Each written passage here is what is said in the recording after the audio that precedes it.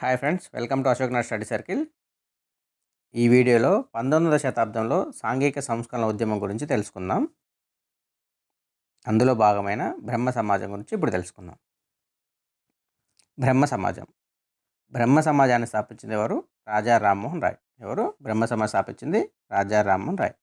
ఇతను 1772లో బెంగాల్లోని రాధానగరంలో జన్మించాడు. ఎక్కడ జన్మించాడు? రాధానగరం. ఏ సంవత్సరం? 1772. 1772లో బెంగాల్లోని రాధానగరంలో జన్మించాడు. బ్రహ్మ సమాజాన్ని స్థాపించింది ఎవరు? రాజా రామ్మోహన్ రాయ్. ఇతను బెంగాలీ, అరబ్బీ, పర్షియన్, సంస్కృతం, ఇంగ్లీష్, ఫ్రెంచ్, గ్రీకు భాషలను అధ్యయనం చేశాడు. అనేక భాషలపై ఇతను అధ్యయనం చేశాడనమాట. ఇతను కలకత్తాలో 1815లో ఆత్మీయ సభను స్థాపించాడు. ఎప్పుడు? 1815లో. ఎక్కడ? కలకత్తాలో ఆత్మీయ సభను స్థాపించాడు. ఇతను కలకత్తాలో 1815లో ఆత్మీయ సభను స్థాపించాడు. హిందూ మత శుద్ధి, ఏకదేవాధారణ కొరకు 1828లో ఆగస్టు 20న బ్రహ్మసభను ఏర్పాటు చేశాడు. హిందూ మత శుద్ధి, ఏకదేవతారాధన కొరకు 1828లో బ్రహ్మసభను ఏర్పాటు చేశాడు. ఇదే 1829లో బ్రహ్మ సమాజంగా మారింది. ముందు ఆత్మీయ సభను 1815లో ఏర్పాటు చేశాడు. తర్వాత 1828లో బ్రహ్మసభను ఏర్పాటు చేశాడు. 1829లో బ్రహ్మసభే బ్రహ్మ సమాజంగా మారింది. ఇతని కృషి వలన 1829లో సతీ సహగమన చట్టం చేయబడింది. ఎవరి కృషి వలన సతీ సహగమన చట్టం చేయబడింది అంటే రాజా రామ్మోహన్ రాయ్. అప్పుడు గవర్నర్ జనరల్ ఎవరంటే విలియం బెంటిక్. సతీ సహగమన చట్టం అప్పుడు గవర్నర్ జనరల్ అంటే విలియం బెంటిక్. ఎవరి కృషి వల్ల సతీ సహగమన చట్టం చేయబడింది? రాజా రామ్మోహన్ రాయ్. 1831లో మొఘల్ చక్రవర్తి అక్బర్ ఇతనికి రాజా అనే బిరుదునిచ్చాడు. రాజా అనే బిరుదుని రామ్మోహన్ రాయ్కి ఎవరిచ్చారంటే మొఘల్ చక్రవర్తి అక్బర్ II. ఎవరు? మొఘల్ చక్రవర్తి అక్బర్ II. ఆధునిక భారతదేశ పితామహుడు, పైనీర్ ఆఫ్ న్యూ ఇండియా అనేవి కూడా ఇతని బిరుదులు. ఇతనికి ఇతర బిరుదులు ఏంటి? ఆధునిక భారతదేశ పితామహుడు, పైనీర్ ఆఫ్ న్యూ ఇండియా. ఇతను భారతదేశంలో మొదటి ఆధునిక మానవుడు. ఇతను మొఘల్ రాయబారిగా 1830లో ఇంగ్లాండ్ రాజు విలియం IV కలిసి మొఘల్ చక్రవర్తి పెన్షన్ పెంపు గురించి విజ్ఞప్తి చేశాడు. ఎవరిని కలిశాడు? ఇంగ్లాండ్ రాజు అయినటువంటి విలియం IV కలిశాడు. దేని కొరకు? మొఘల్ చక్రవర్తి పెన్షన్ పెంపు కొరకు ఇంగ్లాండ్ రాజు అయినటువంటి విలియం IV కలిశాడు.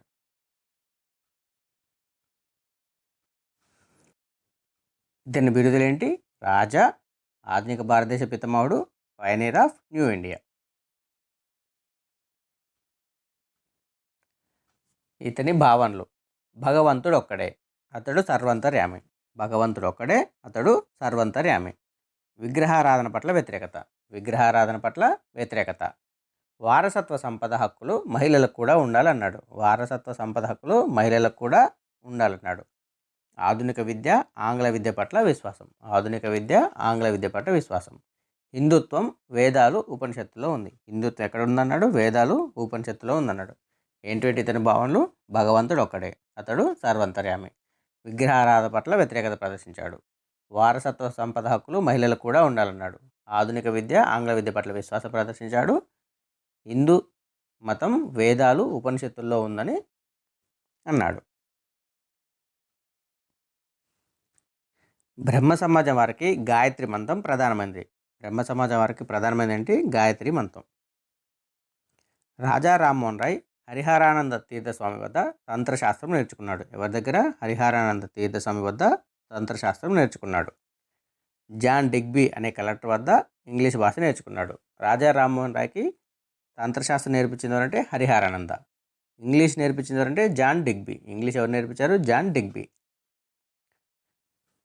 మెకాలేని ప్రభావితం చేసి భారతదేశంలో ఆంగ్ల విద్య విధానాన్ని ప్రవేశపెట్టేటట్టు చేశాడు. 1835లో ఆంగ్ల విద్యను విలియం బెంటిక్ ప్రవేశపెట్టగా దాన్ని సిఫార్సు చేసింది మెకాలే. ఆంగ్ల విద్యను ప్రవేశపెట్టింది ఎవరు? William Bentinck. దాన్ని సిఫార్సు చేసింది ఎవరు? మెకాలే. రాజా రామ్మోహన్ రాయ్ పోటీగా రాధాకాంతదేవ్ సమాచార చంద్రిక అనే పత్రిక ద్వారా సనాతన భావాలు ప్రచారం చేశాడు. ఎవరు? రాజా రామ్మోహన్ రాయ్కి పోటీగా రాధాకాంతదేవ్. ఆయన పత్రిక ఏంటి? సమాచార చంద్రిక.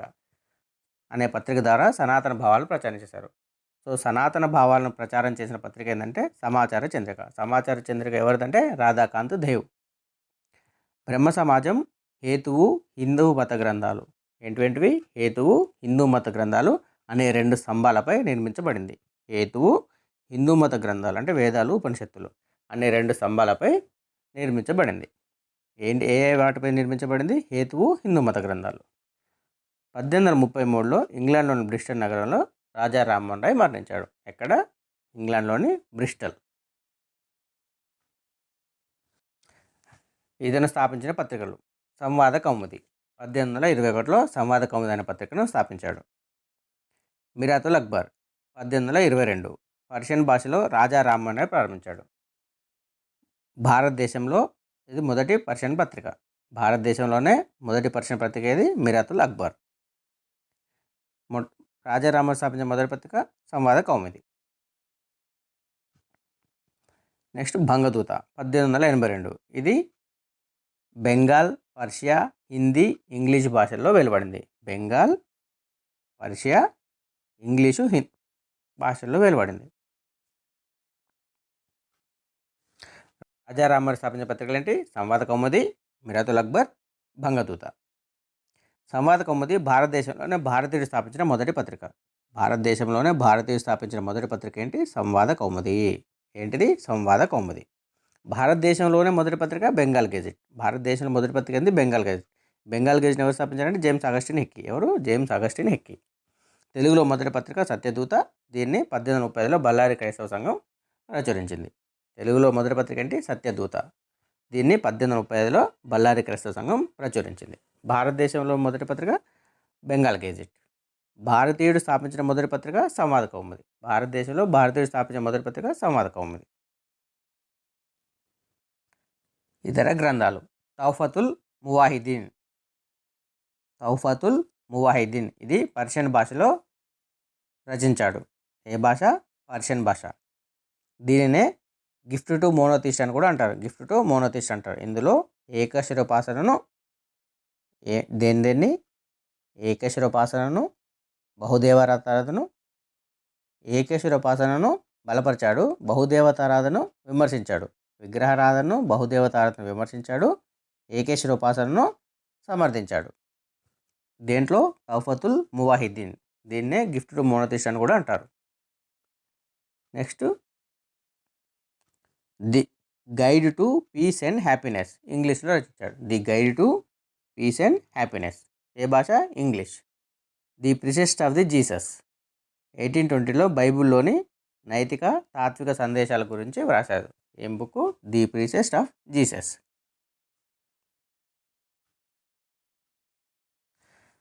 రాజా రామ్మోహన్ రాయ్ మరణం తర్వాత బ్రహ్మ సమాజం నడిపించింది ఎవరంటే దేవేంద్రనాథ్ ఠాగూర్, కేశవ చంద్రసేన్. ఎవరెవరు? రాజా రామ్మోహన్ రాయ్ మరణం తర్వాత బ్రహ్మ సమాజం నడిపించింది దేవేంద్రనాథ్ ఠాగూర్, కేశవ చంద్రసేన్.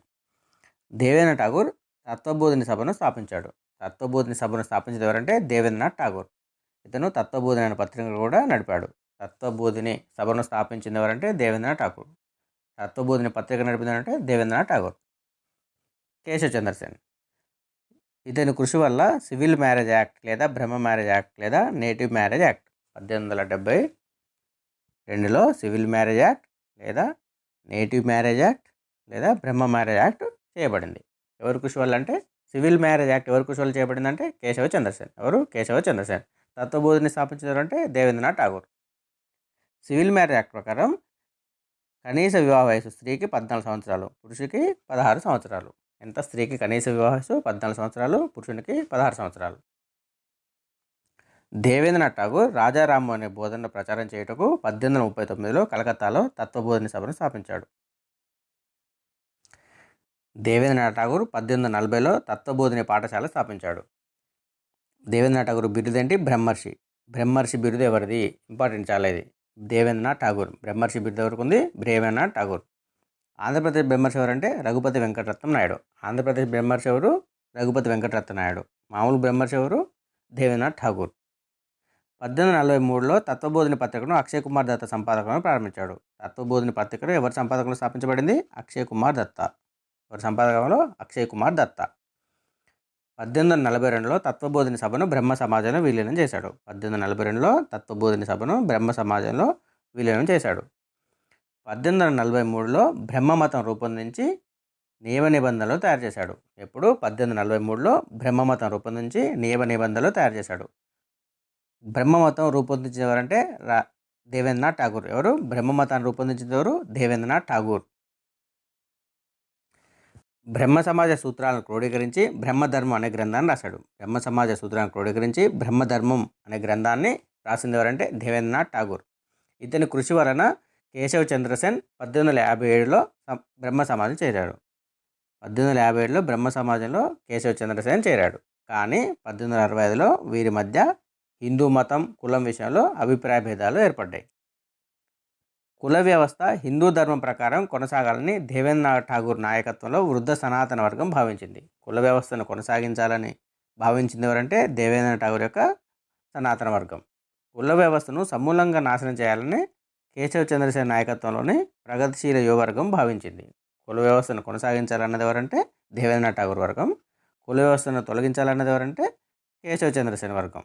సో వీరి మధ్య గొడవల కారణంగా 1865లో బ్రహ్మ సమాజం చీలిపోయింది. బ్రహ్మ సమాజం ఎప్పుడు చీలిపోయిందంటే 1865లో బ్రహ్మ సమాజం చీలిపోయింది. కేశవ్ చంద్రసేన్ ఇతను స్థాపించిన పత్రికలు ఇండియన్ మిర్రర్. కేశవ్ చంద్రసేన్ స్థాపించిన పత్రికలు ఏంటి? ఇండియన్ మిర్రర్, హిందూ దేశ దర్పణం, ధర్మతత్వ బెంగాలీ భాషలో దీన్ని స్థాపించాడు. Sulabh Samachar, New Destination. కేశవ్ చంద్రసేన్ స్థాపించిన పత్రికలు ఏంటి? Indian Mirror, Dharmatattva, Sulabh Samachar, New Destination. భారతదేశంలో భారతీయ నుంచి స్థాపించబడ్డ మొదటి ఇంగ్లీష్ పత్రిక ఇండియన్ మిర్రర్. ఏంటి? మొదటి ఇంగ్లీష్ పత్రిక ఇండియన్ మిర్రర్. భారతదేశంలో భారతీయ స్థాపించబడిన మొదటి ఇంగ్లీష్ పత్రిక ఏంటి? Indian Mirror. కేశవ్ చంద్రసేన్ స్ఫూర్తితో ప్రారంభించబడ్డ సంస్థలు. కేశవ్ చంద్రసేన్ స్ఫూర్తితో ప్రారంభించిన సంస్థలు ఏంటంటే ప్రార్థనా సమాజ్, వేద సమాజం. ప్రార్థనా సమాజాన్ని స్థాపించారంటే ఆత్మారాం పాండురంగ. ఎవరు? ప్రార్థనా సమాజం స్థాపించారు? ఆత్మారాం పాండురంగ. వేద సమాజం లేదా దక్షిణ భారతదేశ బ్రహ్మ సభ, దీన్ని స్థాపించారు? శ్రీధర్ నాయుడు. వేద సమాజాన్ని స్థాపించింది ఎవరు? శ్రీధర్ నాయుడు. ప్రార్థనా సమాజం స్థాపించింది ఎవరు? ఆత్మారాం పాండురంగ. కేశవ్ చంద్రసేన్ 1859లో బ్రహ్మ విద్యాలయం స్థాపించాడు. బ్రహ్మ విద్యాలయం కేశవ చంద్రసేన్ 1859లో స్థాపించాడు. బ్రహ్మ విద్యాలయం ఎవరు స్థాపించారంటే కేశవ చంద్రసేన్. ఎవరు? కేశవ చంద్రసేన్. కేశవ చంద్రసేన్ స్థాపించిన సంస్థలు నవ విధాన సభ, సంగత్ సభ. కేశవ చంద్రసేన్ ఏ సంస్థలు స్థాపించాడు? నవ విధాన సభ, సంగత్ సభ. సో కేశవ చంద్రసేన్ స్థాపించిన పత్రికలు ఏంటంటే Indian Mirror, Dharmatattva, Sulabh Samachar, New Destination. భారతదేశంలో భారతీయ నుంచి స్థాపించబడ్డ మొట్టమొదటి ఇంగ్లీష్ పత్రిక ఏంటి? Indian mirror. మొట్టమొదటి ఇంగ్లీష్ పత్రిక ఏంటి? Indian Mirror. కేశవ్ చంద్రసేన్ 1870లో ఇండియన్ రీఫార్మ్స్ అసోసియేషన్ స్థాపించాడు.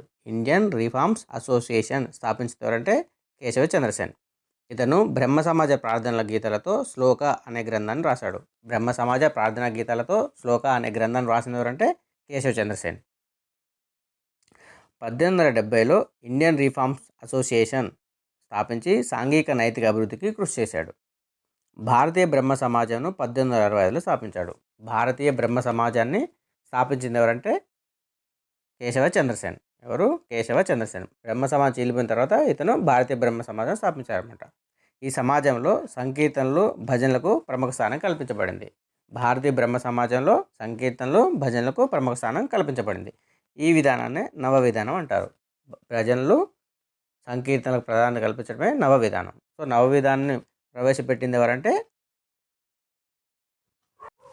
కేశవ చంద్రసేన్.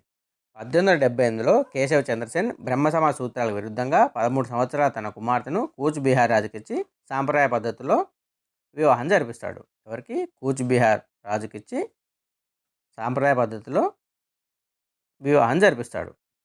దీనివలన బ్రహ్మ సమాజంలో రెండవసారి చీలిక ఏర్పడుతుంది. నియో బ్రహ్మ సమాజం కేశవ చంద్రసేన్. కేశవ చంద్రసేన్ ఏంటి? నియో బ్రహ్మ సమాజం. సాధారణ బ్రహ్మ సమాజం శివానంద శాస్త్రి, ఆనంద మోహన్ బోస్ వీళ్ళిద్దరు కలిసి సాధారణ బ్రహ్మ సమాజం స్థాపిస్తారు. కేశవ చంద్రసేన్ దగ్గర ఉండేదేమో నియో బ్రహ్మ సమాజం. కేశవ చంద్రసేన్ 1884లో మరణించడం వలన భారతీయ బ్రహ్మ సమాజం అంతమైపోతుంది. సాధారణ బ్రహ్మ సమాజం, దీన్ని మొదట ఆనంద్ మోహన్ బోస్ అధ్యక్షత వహిస్తాడు. సాధారణ బ్రహ్మ సమాజానికి మొదట అధ్యక్ష వహించేవారంటే ఆనంద్ మోహన్ బోస్. తర్వాత 1885లో పండిత శివానంద శాస్త్రి అధ్యక్షుడు అవుతారు. మొదటి అధ్యక్ష వహించింది ఎవరు? ఆనంద్ మోహన్ బోస్. తర్వాత పండిత శివనాథ శాస్త్రి. 1878లో 29 రాష్ట్ర శాఖల్లో సాధారణ బ్రహ్మ సమాజం ఏర్పడింది. 1878 29 రాష్ట్ర శాఖలతో సాధారణ బ్రహ్మ సమాజం స్థాపించబడింది. శివనాథ శాస్త్రి కృషి వలన దక్షిణ భారతదేశంలో ఇది బాగా విస్తరించింది. ఎవరి కృషి వలన దక్షిణ భారతదేశంలో బాగా విస్తరించిందంటే శివనాథ శాస్త్రి కృషి వలన దక్షిణ భారతదేశంలో బాగా విస్తరించింది.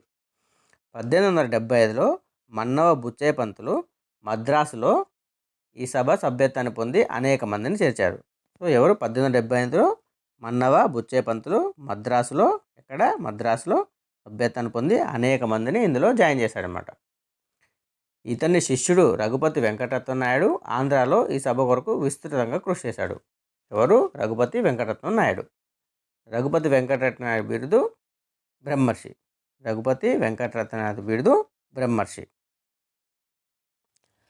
రఘుపతి వెంకటరత్న నాయుడు బిరుదేంటి? బ్రహ్మర్షి. ఆంధ్రప్రదేశ్ బ్రహ్మర్షి. అదే దేవేంద్రనాథ్ ఠాగూర్ బిరుదు బ్రహ్మర్షి. రఘుపతి వెంకటరత్న నాయుడు కృషి మేరకు పిఠాపురం రాజు కాకినాడలో బ్రహ్మమందిరం అనే అనాథశరణాన్ని నిర్మించాడు. ఎక్కడ? కాకినాడలో. ఏంటి? బ్రహ్మమందిరం అనే అనాథశరణాన్ని నిర్మించింది ఎవరంటే పిఠాపురం రాజు. ఈ సభా కార్యకలాపాల్లో రాజమండ్రి ప్రాంతంలో కందుకూరి వీరేశలింగం పంతులు గారు విశేషంగా పాల్గొన్నారు. రాజమండ్రిలో ఎవరంటే కందుకూరి వీరేశలింగం. ఎవరు? కందుకూరి వీరేశలింగం. వేద సమాజాన్ని 1871లో శ్రీధర్ల నాయుడు బ్రహ్మ సమాజాన్ని విలీనం చేసి దక్షిణ భారత బ్రహ్మ సమాజంగా మార్చాడు. సో దక్షిణ భారతదేశ బ్రహ్మ సమాజం ఎవరంటే శ్రీధర్ నాయుడు. వేద సమాజం ఎవరు? శ్రీధర్ నాయుడు. శశిపాద బెనర్జీ కేశవ చంద్రసేన్ ప్రసంగాల వలన 1873లో సాధారణ ధర్మసభను స్థాపించాడు. సాధారణ ధర్మసభను స్థాపించింది ఎవరంటే శశిపాద బెనర్జీ. ఎవరు? శశిపాద బెనర్జీ సాధారణ ధర్మసభను స్థాపించాడు. శశిపాద బెనర్జీ యొక్క పత్రిక శ్రమజీవి. శశిపాద బెనర్జీ యొక్క పత్రిక ఏంటంటే శ్రమజీవి. శ్రమజీవి పత్రిక స్థాపించింది ఎవరంటే శశిపాద బెనర్జీ. ఇతను స్థాపించిన సంస్థలు: హిందూ మహిళా విద్యాలయం. ఎక్కడ స్థాపించాడు? కలకత్తాలో స్థాపించాడు. హిందూ మహిళా విద్యాలయం ఎక్కడ? కలకత్తా. వితంతు శరణాలయం కలకత్తా. ఎక్కడ? వితంతు శరణాలయం ఎక్కడ స్థాపించాడు? కలకత్తాలో స్థాపించాడు. ఇదే దేశంలోని మొదటి వితంతు శరణాలయం. దేశంలోనే మొదటి వితంతు శరణాలయాన్ని స్థాపించిన ఎవరంటే శశిపాద బెనర్జీ. ఎవరు? శశిపాద బెనర్జీ. ఎక్కడ? కలకత్తాలో. బారానగర్లో బాలిక పాఠశాల స్థాపించాడు. బారానగర్లో బాలికల పాఠశాల స్థాపించాడు. ఈ వితంతు శరణాలయం కూడా బారానగర్లోనే. వితంతు శరణాలయం కూడా కలకత్తాలోని బారానగర్లో.